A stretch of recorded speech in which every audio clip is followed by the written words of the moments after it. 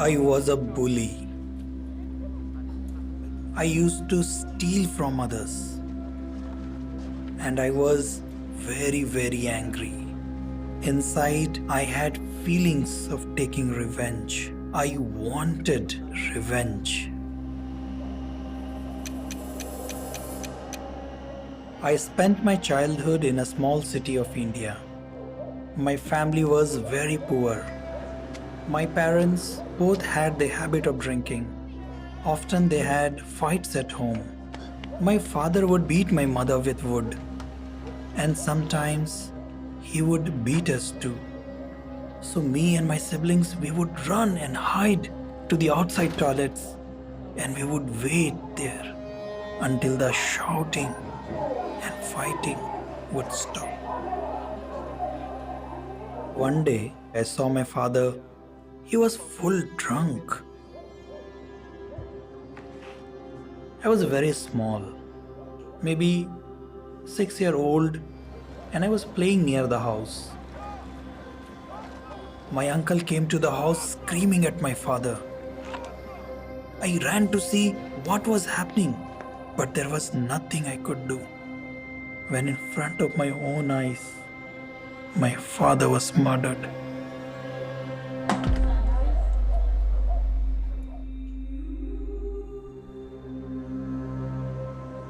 Later, I was taken away from my mother to work as a servant.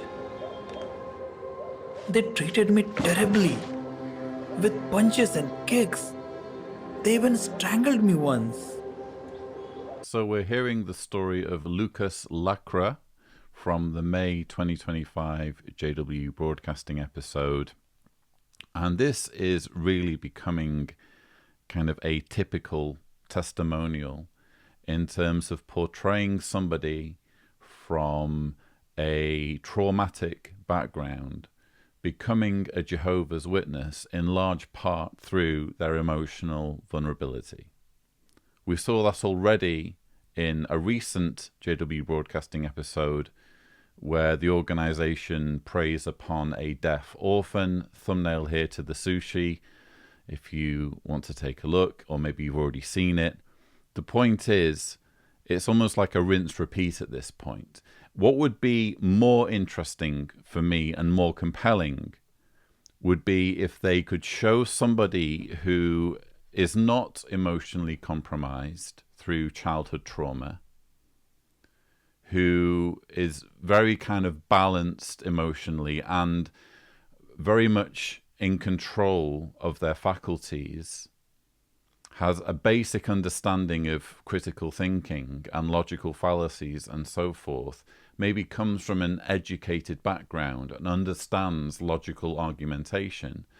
If they could show someone like that becoming a Jehovah's Witness, not through any trauma, not through any vulnerability, but because the religion actually makes logical sense to them, that would be interesting. That I would want to see.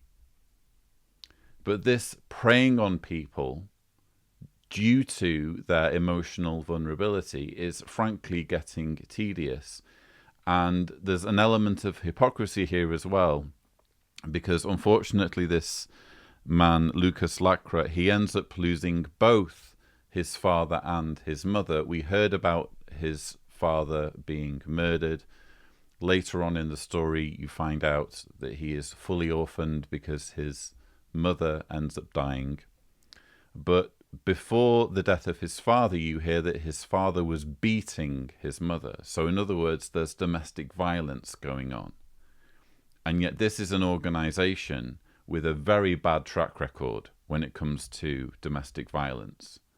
Because as a Jehovah's Witness spouse who is being abused, you're not allowed to divorce your partner due to even physical abuse, even life-threatening abuse is not considered grounds for divorce. The only grounds for divorce as a Jehovah's Witness is if there is some form of adultery, which means that for countless abused men and women who are trapped in these abusive marriages, they can't move on with their lives. If they move on, if they get into another relationship without being considered scripturally free by their elders, which basically means without their elders being satisfied that their spouse has committed adultery, then they are themselves shunned.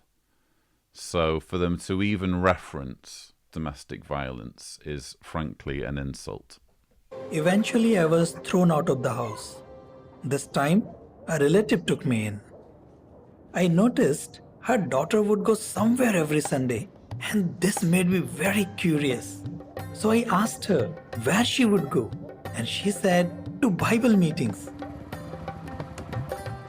Her daughter also told me that a couple would come every Friday to study the Bible with her. She invited me to join her if I wanted.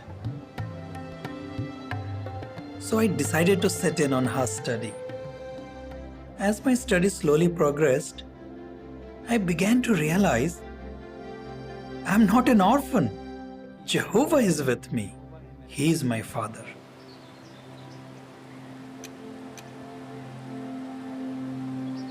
Eventually, I was able to throw all my burdens on my Father Jehovah, and I started to have peace of mind. So I dedicated my life to Jehovah. On December 26, 1998, I was baptized. After my baptism, I wanted to give Jehovah my best. Today, me and my wife Julian, we are so happy to be in full-time service together. And thanks to Jehovah, we have enjoyed a variety of assignments as a couple. Give yourselves completely to the hands of Jehovah. He is your Father. He will take care of you. He will never leave you. Give yourselves completely to the hands of Jehovah. What could possibly go wrong? What could possibly go wrong if you give yourself completely to an exploitative cult? The sort of cult that preys upon orphans from impoverished backgrounds, from impoverished, violent backgrounds. The kind of cult that preys on emotional instability and uses it as an opportunity to get a foot in the door. I'm glad that this guy is seemingly happy now. I'm glad that he is no longer resorting to violence. He's no longer going around bullying people.